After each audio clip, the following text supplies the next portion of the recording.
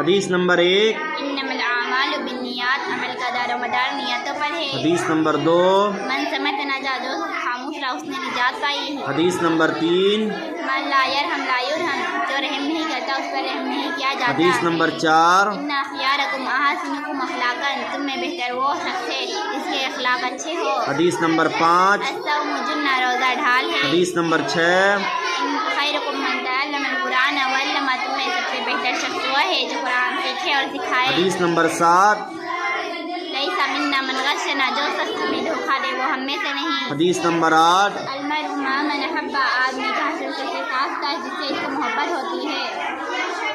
حدیث نمبر 9 حسن الظن من حسن العبادہ، اچھے گمان رکھنا بہترین عبادت ہے۔ حدیث نمبر 10 ان خیر الذات التقویٰ، بے شک بہترین توشہ تقویٰ ہے۔ حدیث نمبر 11 کل معروف صدقہ، ہر بھلائی صدقہ ہے۔ حدیث نمبر 12 الحیاء خیر، کل حیا سرابہ بھلائی ہے۔ حدیث نمبر 13 رکعت الفجر خیر من الدنیا وما فیہا، فجر کی دو رکعت سنت دنیا اور دنیا کی چیزوں سے بہتر ہے۔ حدیث نمبر 14 الدعاء مخ العبادہ، دعا تمام عبادتوں کا مخ۔ حدیث نمبر 15 سباب المسلم فسوق وقتالہ کفر، مسلمان کو گالی دینا گناہ ہے اور لڑنا کفر سے قریب کر دیتا ہے۔ حدیث نمبر 16 الدال الخیر کفاعلہ، کار خیر پر رہنمائی کرنا کار خیر کرنے کے مانند ہے۔ حدیث نمبر 17 حدیث نمبر 17 المستشار موت الغنا غنى النفس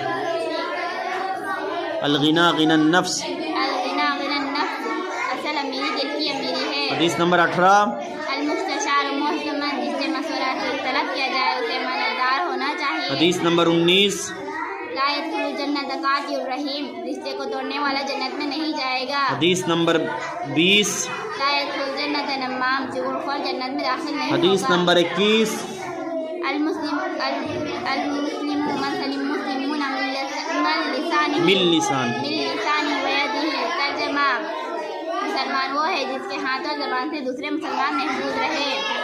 حدیث نمبر 22 التائب من الذنب کمن لا ذنب له، گناہ سے توبہ کرنے والا ایسا ہے جیسے اس نے گناہ کیا ہی نہیں۔ حدیث نمبر 23 اذا لم تستحی فاصنع ما شئت، جب تم شرم نہ کرو تو جو چاہے کرو۔ حدیث نمبر 24 المسلم اخو المسلم، مسلمان مسلمان کا بھائی ہے۔ حدیث نمبر 25 الطہور شطر الایمان، پاکی آدھا ایمان ہے۔ حدیث نمبر 26 الغنى غنى النفس، اصل امیری دل کی کل بدعت کل ضلال۔ بدعت ضلالہ، ہر ایک بدعت گمراہی ہے۔ حدیث نمبر 27 الدنیا سجن المؤمنین و جنت الکافر، دنیا مومن کے لیے قید خانہ اور کافر کے لیے جنت ہے۔ حدیث نمبر 28 ما اسفل من الکعبین من الازار ففی النار، پیجامے کا جو حصہ ٹخنوں کے نیچے رہے گا وہ جہنم میں جائے گا۔ حدیث نمبر 29 من یحرم الرفق یحرم الخیر کلہ ترجمہ جو شخص نرم عادت سے محروم رہا وہ ساری بھلائی سے محروم رہا۔ حدیث نمبر 30 حدیث نمبر 30 احب الاعمال الی اللہ ادومها وان قل، ترجمہ اللہ تعالیٰ کے نزدیک سب عملوں میں وہ زیادہ محبوب عمل ہے جو دائمی ہو گرچہ تھوڑا ہو۔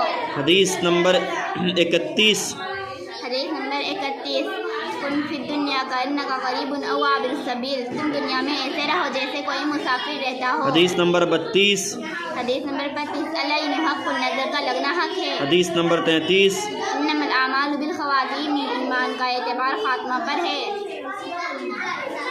حدیث نمبر 34 حدیث نمبر 34 ام الرجل سن و ابیہ، آدمی کا چچا اس کے باپ کے مانند ہے۔ حدیث نمبر 35 حدیث نمبر 35 الظلم ظلمات یوم القیامہ، ظلم قیامت کے دن اندھیرے میں ہوگا۔ حدیث نمبر 36 حدیث نمبر 36 من ستر مسلما ستر اللہ یوم القیامہ، ترجمہ جو کسی مسلمان کے عیب چھپائے گا اللہ تعالیٰ قیامت کے روز اس کے عیب چھپائیں گے۔ حدیث نمبر 37 حدیث نمبر 37 حدیث نمبر 37 لتسون صفوفکم او لیخالفن اللہ بین وجوہکم، ترجمہ